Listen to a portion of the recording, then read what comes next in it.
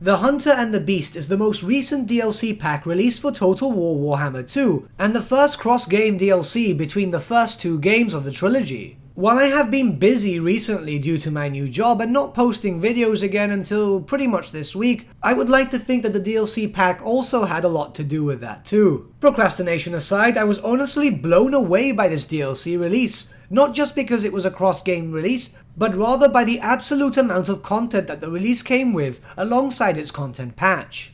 We'll start off with the most exciting bit of content, or at least in my opinion anyway. Marcus Wolfheart, the Hunts Marshal of the Empire, was not only added into the Mortal Empires campaign, but also the Eye of the Vortex. This brought in a Game 1 race as a playable faction into Game 2. The emphasis of hunting great beasts, plundering Lustria for all that it's worth, and the mechanic which relies you to depend on supplies from the old world makes the Hunts Marshal's faction incredibly unique.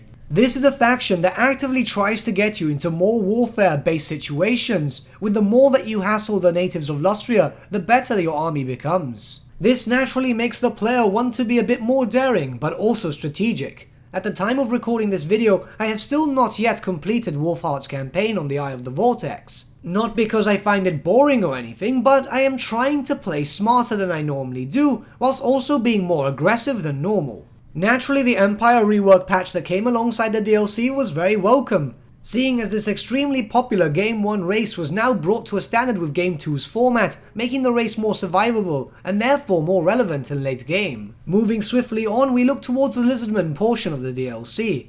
Nakai the Wanderer joins the ranks of the Lizardmen as the first Horde faction for this race. Nakai himself is a powerhouse in the lore, and was long requested by the fans of the Lizardmen for many months. I myself was hoping we'd see this ancient Croxigor sooner or later.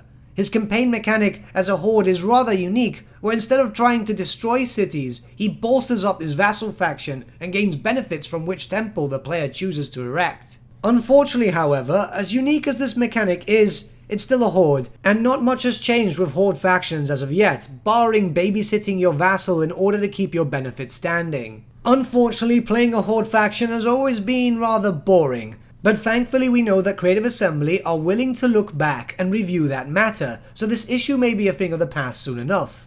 It is important to note that when playing as another Lizardman faction, you need to be rather quick if you want to confederate with Nakai, or else he and his faction would normally be wiped out in an average of 15 turns or so, as far as I've seen on the forums and I've experienced myself. Despite the issues with Nakai's factions, we have seen an amazing amount of new units for both the Empire and the Lizardmen, and it clearly shows that Creative Assembly are listening to its fanbase in regards to the Warhammer trilogy. Yes, I have complained during this video, but despite my complaints, I truly believe that this is one of the best DLC packs released for the trilogy, and I completely blame Creative Assembly for distracting me from painting my armies. Actual serious note aside, if you like titanic beasts and skillful hunters, the Hunter and the Beast is definitely worth picking up.